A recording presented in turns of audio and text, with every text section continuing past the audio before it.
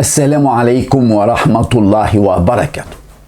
خريطة النادي الأهلي بشأن المدير الفني الجديد هتمشي على النحو التالي: مدرب أجنبي على مستوى عالي إن شاء الله في أكتوبر، وكل مباريات الأهلي في شهر سبتمبر، المباريات الأربعة، إنبي، سيراميكا كليوباترا، حرس الحدود والزمالك، هتبقى مع مدير فني مصري مؤقت.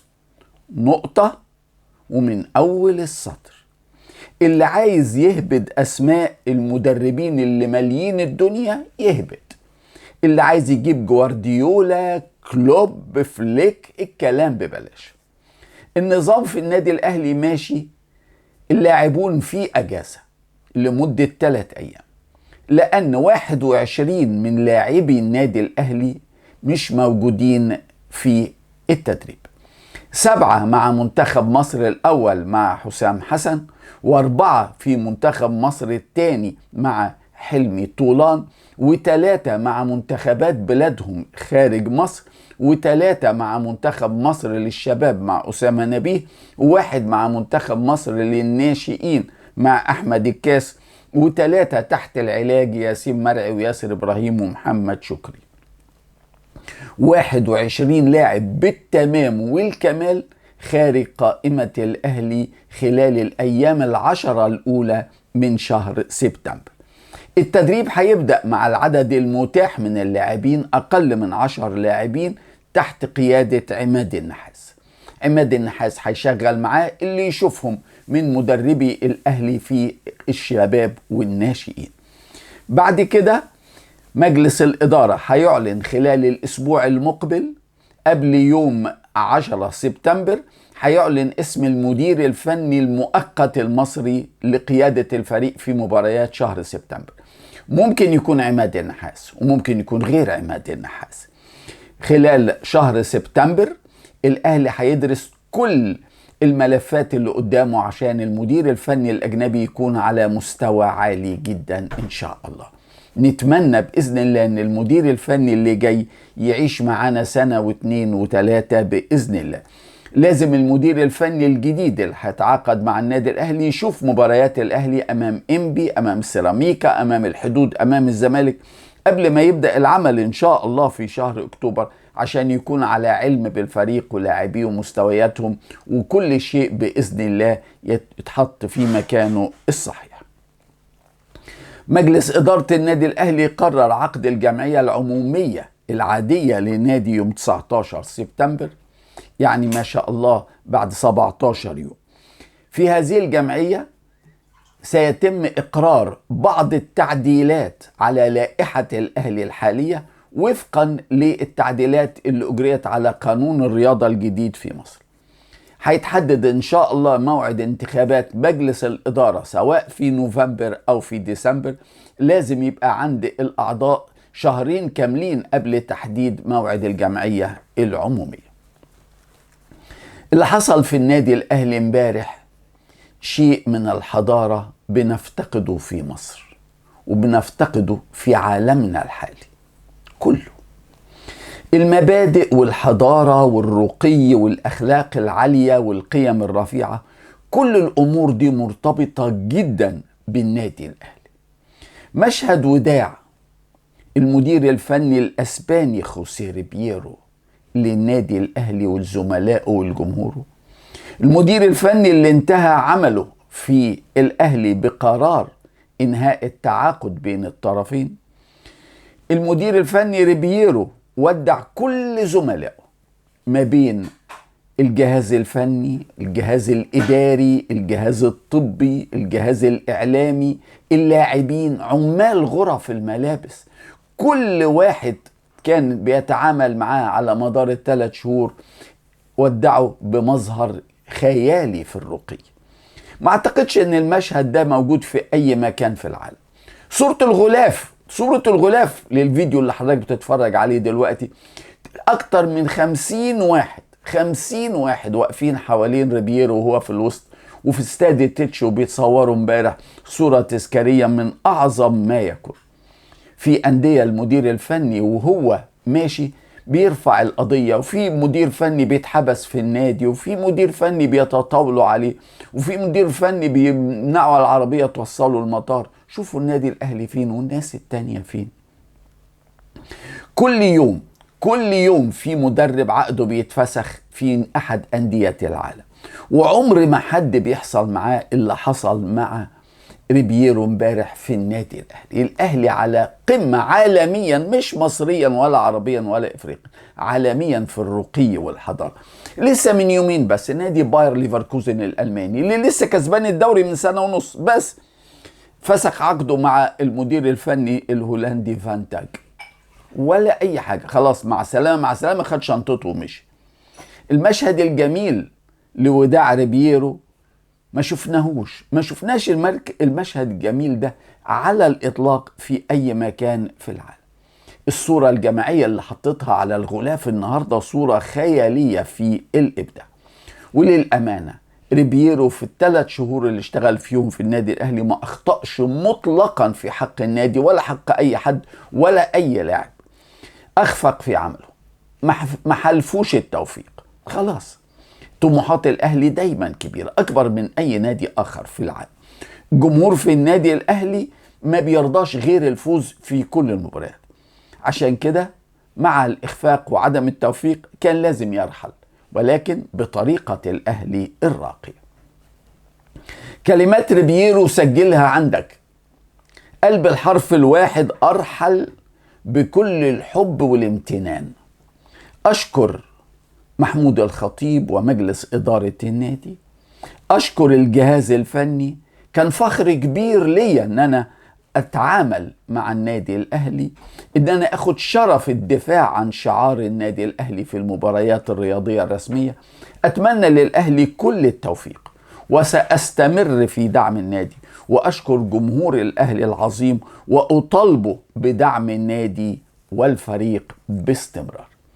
النقطة الجديدة اللي أحب أشير إليها إن النادي الأهلي بقرار رائع من الإدارة قرر تعويض خوسيه ريبييرو بعد الفسخ السريع للعقد بعد 3 شهور، مما يمنعه من العمل ربما الموسم الحالي كاملا. فالنادي الأهلي بأخلاق سامية قرر تعويض المدرب بمبلغ قد يوصل إلى 150 إلى 200 ألف دولار. هو ده الناس المحترمة اللي عارفة إنها تسببت في ضرر لهذا المدرب عن غير قصد، لأن هو لم يوفق، فبالتالي يستحق التعويض 100%. إدارة الأهلي من جانب آخر وإدارة كرة القدم أرسلت أمس إلى اتحاد كرة القدم وإلى الجهاز الفني لمنتخب مصر تقرير طبي شامل عن حالة اللاعب مروان عطية. التقرير بيؤكد عدم قدرة مروان عطية على خوض المباريات مع منتخب مصر، سواء المقررة في بوركينا فاسو في وجدوجو يوم 9 سبتمبر. التقرير الطبي بيقول إن في خطورة كبيرة جدا في مجازفة الدفع بمروان عطية قبل تمام شفائه، وهو ما دخلش أساسا قائمة الأهلي حتى هذه اللحظة في أي مباراة في الدوري. يعني الأهلي حتى مباراة بيراميدز مروان عطية مش في الحسبان. التصرف بتاع حسام حسن وإبراهيم حسن في ضمه كان غريب جدا جدا جدا. لكن التصرفات الغريبة بقت سمة في الرياضة المصرية. النهاردة تتابع الإعلام المصري، الإعلام الرياضي، مسرحيات وسخرية غير طبيعية من النادي الأهلي لأنه في المركز ال12 أو ال13 في الدوري. احنا في الأسبوع الخامس، الدوري ما شاء الله 26 مباراة للفريق اللي هينافس على البطولة. 26 مباراة، الأهلي لعب 4 بس، يعني تقريبا السبع. يعني فاضل للأهلي على قد المباريات دي كم مرة. ده غير ان كل الفرق او اغلب الفرق لعبت 5 مباريات. يعني في فرق راصدها من النقط اعلى من الاهلي لانها لعبت مباراة زيادة عن النادي الاهلي. الاهلي من 7 سنين بالظبط كان الاخير على الدوري بعد 12 مرحلة، مش بقى 3 ولا 4 ولا 5، لا، بعد 12 مرحلة كان الاهلي الاخير على الدوري، وانتهى الدوري بفوز الأهلي بطلا للدوري بعد ما كان الأخير. الفارق بين الاهلي والمصري المتصدر 6 نقط. 6 نقط، والاهلي لسه له مباراة، لو كسبها يبقى الفارق 3 نقط، والاهلي عنده مباراتين مع المصري رايح جاي. كمان الاهلي ال 13 على الدوري. مانشستر سيتي ترتيبه كام على في الدوري الانجليزي في البريمير ليج؟ ال 13. لعب 3 ماتشات، كسب 1 وخسر 2، ومركزه ال 13. استون فيلا اللي وصل السنه اللي فاتت استون فيلا كان الرابع على الدوري على البريمير ليج، وكان في ربع نهائي تشامبيونز ليج اوروبا كلها. عارفين ترتيبه كام في الدوري الانجليزي بعد 3 مراحل؟ ال 19 قبل الاخير. ال 19. اتلتيكو مدريد الجبار ترتيبه كام في الدوري الاسباني بعد 3 مراحل؟ ترتيبه 16. باير ليفركوزن اللي كان لسه بطل الدوري الالماني من سنتين، اللي لسه طرد مدربه فان تاك، ما شاء الله ترتيبه ال 12 في البوندسليغا. لسه بدري قوي يا بني ادمين، لو عقولكم عقول بني ادمين، انما انا اشك ان العقول دي عقول بني ادمين. سيب الموضوع ده، تعال نتكلم على العقول التانية اللي كان رأيها ان الدوري المصري اضعف دوري في المنطقة لان الاهلي بيكسبوا كتير. طب ايه رأيكم دلوقتي والاهلي خسران 7 نقط في اول 4 ماتشات؟ الدوري بقى قوي مش كده؟ الدوري بقى جميل، التنافسية بقت عظيمة. مقياسهم الاهلي بيكسب ولا بيخسر؟ بيكسب يبقى الدوري ضعيف، بيخسر يبقى الدوري كده. عقول الحياة محدودة جدا جدا. من العقول المحدودة واحدة لعبت في النادي الاهلي كتير، والنادي الاهلي عملها وعمل اسمها وعمل كل حاجة عندها، اسمها هناء حمزة. من 3 سنين خدت بنتها وراحت نادي الزمالك. كل ده ما عندناش اي مشكلة، لان كان في مشكلة تعاقدية والاهلي راح للقانون، والاهلي سب ولا نطق، بس بالقانون ناخد حقنا، والاهلي خد حكم بان ياخد تعويض 3 مليون جنيه لحد دلوقتي ما اتدفعوش. راحت الزمالك، اتمرمطت بنتها في الزمالك، اتمرمطت واتكرشت. طلع امبارح بعد ما تطاولت على كل المسؤولين في النادي، على كل من الخطيب وانت نازل، وكان اكبر تطاول الله يرحمه العمري فاروق تطاولوا عليه.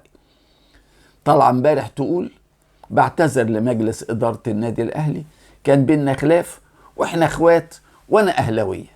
ياه، ده انت قلتي في التلفزيون ان انت زملكاويه وان بيتك زملكاوي وان انت زملكاويه من صغرك.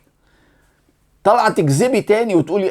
عموما التطاول اللي حصل ما عادش ليه علاج، والاهانات اللي حصل ما عادش ليه علاج. اللي اتقال ضد العمري فاروق الحقيقه كان اسوأ من ان النادي الاهلي يقبله او اي حد يقبله. شائعات ماليه الاعلام دلوقتي ان الملياردير محمود الجمال اللي عطى نادي الزمالك 800 مليون جنيه عشان يشتري منهم قطعه ارض في ارض 6 اكتوبر علشان يبني عليها كومباوند سكني ومول تجاري. الشائعات بتقول ان هو بالاوراق اللي معاه طلب من الزمالك استرداد فلوسه بعد ما تبين استحاله بناء الكومباوند والمجمع بعد سحب الارض من نادي الزمالك. محمود الجمال معاه كل المستندات والعقد الموقع مع نادي الزمالك واستلام الفلوس من نادي الزمالك. الزمالك للأسف ما معهوش 5 جنيه ومطلوب منه 800 مليون جنيه. الجمال مش هيطول فلوس من نادي الزمالك، والدولة والقضاء هيساعدوا نادي الزمالك انه ما يديش فلوس للجمال، والجمال ما يقدرش يروح الفيفا، ده شأن محلي وشأن ملوش علاقة بكرة القدم أساسا. الجمال ما عندوش غير المحاكم المحلية. انما انا عايز اقول للجمال الفلوس اللي بتيجي من سكة غلط بتروح في سكة غلط. جمهور الزمالك واعلام الزمالك ولاعيبه الزمالك القدامى عاملين حملة جبارة بعد الخسارة من وادي دجلة 2-1. حملة جبارة على جون أودوارد اللي هو صاحب الكورة في نادي الزمالك. اول مرة في التاريخ يبقى في شخص صاحب الكورة في النادي مع انه مش دافع جنيه. يعني انا افهم انك تبقى صاحب الكورة انك تبقى شاري بفلوسك، انما ده مش ده بيقبض بس هو صاحب الكرة في نادي الزمالك، وهقول لكم ليه هو صاحب الكرة في نادي الزمالك. والحملة كمان على البلجيكي يانيك فريرا المدير الفني اللي اتضح للكل ان هو دون المستوى، وخسر خسارة مهينة من وادي دجلة 2-1 في مباراة كان ممكن تنتهي 6 و7 و8 لصالح وادي دجلة. كل الناس الزملكاوية بيطالبوا بإقالة فيريرا. التغييرات الغبية اللي عملها في مباراة وادي دجلة كانت غير مفهومة على الإطلاق. معقولة ادم كايد يلعب باك شمال؟ معقول احمد ابو الفتوح يلعب قلب دفاع؟ لا ده بيعرف يلعب دي ولا ده بيعرف يلعب دي. وبعدين ده احمد ابو الفتوح موديه قلب دفاع بعد ثواني من الكارثه اللي عملها. عموما فيريرا ساب لهم البلد. فيريرا امبارح اعلن اجازه للاعبين اسبوع وسافر يقعد في بلجيكا يستمتع بالجو هناك وبالصحبه الحلوه وبلا خوته، وخلي الإعلام والجمهور واللاعبين يطالبوا باستبعاد السمسار إدوارد من إدارة الكورة واستبعاد فيريرا من الجهاز الفني. جماهير وإعلام ولاعبي الزمالك القدامى غلابة. ليه غلابة؟ لأنهم مش فاهمين ومش عارفين. مش عارفين إن مجلس إدارة الزمالك حسين لبيب وزمايله القطيع كله طراطير، مجرد طراطير قاعدين على الكراسي، ولا واحد فيهم يملك قرار بشأن فريق كرة القدم. كرة القدم بعيدة تماما عن لباليبو والإدارة، ولباليبو والإدارة ما يعرفوش ميزانية فريق كرة القدم، وما يعرفوش أي شيء عن الرواتب ولا عن العقود ولا عن المكافآت ولا الخصومات. كل ده بقى في إيد واحد بس اسمه جون أدوارد. طب إيه القوة بتاعت أدوارد ده وهو أساسا محدش يعرفه؟ معاه ضوء أخضر من الكبير قوي، من الزملكاوي الكبير قوي اللي محدش في مصر كلها يقدر يقول له لا. هو اللي جاب أدوارد وحطه وقال له اعمل اللي انت عايزه، بيع يا أدوارد واشتري، العب يا أدوارد وقعد، مشي وجيب، الفرقة بتاعتك والخزنة بتاعت الدولة بتاعتك مفتوحة لإدوارد يعمل اللي هو عايزه. عشان كده أي قرار في الكورة في نادي الزمالك عند شخص واحد بس اللي هو إدوارد، وخلي الإعلام وخلي الباقيين يضربوا راسهم في الحيط. بعد ما حلمي طولان رجع مدرب وخد 27 لاعب معاه لمنتخب العرب، فاضل 5-6 بس ما خدهمش بعد اعتذار عبد الله السعيد واحمد حجازي، كانوا هيبقوا 29 لاعب. بدأ المعسكر امبارح بقيادة بقى محمد النني وعمرو السولية وعمر جابر، الثلاثة الكبار. هيلعب وديا مع تونس 6 و9 سبتمبر. هو مش 9 سبتمبر ده مصر عندها ماتش رسمي مع بوركينا فاسو في تصفيات كاس عالم. هو منتخب مصر هيلعب ماتشين في يوم واحد. غريبة قوي، يعني ما عندكش يوم 8، ما عندكش يوم 10. غريبة جدا. ماتش ودي حدد له يوم تاني غير 9 سبتمبر. انما الناس دي ما بتعرفش تشتغل. بس 27 لاعب مع طولان وعنده ماتشين وديين، كل لاعب يلعب له 10 دقايق بقى وخلاص. في لعيبة مش اساسا مش هيعرف يشوفهم في الماتشات اللي هو منظمها دي. انما احنا ما عادش عندنا على الاطلاق اي نظام. ليفربول عملها وحطم الرقم القياسي لأغلى لاعب في تاريخ انتقالات الكرة الإنجليزية. امبارح ليفربول اشترى السويدي إيزاك ألكسندر من نيوكاسل يونايتد ب 125 مليون جنيه استرليني، أعلى رقم لمدة 6 مواسم مع ليفربول. إيزاك كان تاني هداف الموسم الماضي بعد محمد صلاح في البريمير ليج. رفض الاستمرار مع نيوكاسل بعد عرض ليفربول، وصمم على الرحيل وامتنع عن التدريب وامتنع عن المباريات لغايه ما نيوكاسل لقى ما فيش اي امل. وامبارح هيتقفل موسم الانتقالات، باعوا امبارح وبالمبلغ الضخم اللي قلت لكم عليه ده 125 مليون استرليني، مبلغ كبير الحقيقه. وعلى طول اشترى لاعب مكانه في الفريق. في انجلترا الحارس الايطالي دوناروما، واحد من احسن حراس العالم على الاطلاق، انضم امبارح لمانشستر سيتي. بينما الحارس البرازيلي لمانشستر سيتي إدرسون راح لنادي فنربخشة التركي. دوناروما كسب باريس سان جيرمان السنة اللي فاتت تشامبيونز ليج والسوبر الأوروبي والدوري وكان أحسن حارس مرمى في العالم. لكن لويس إنريكيس المدير الفني لباريس سان جيرمان اصطدم بيه وقعده وقال له مش هتلعب معايا. فانتقل امبارح لمانشستر سيتي ب 26 مليون جنيه استرليني. امبارح ليونيل ميسي مع فريقه الامريكي انتر ميامي خسر خسارة تقيلة قوي قوي قوي من سياتل ساوندرز 3-0، وفقد فرصته في المنافسة على البطولة الامريكية للموسم الحالي. وطاب صباحه.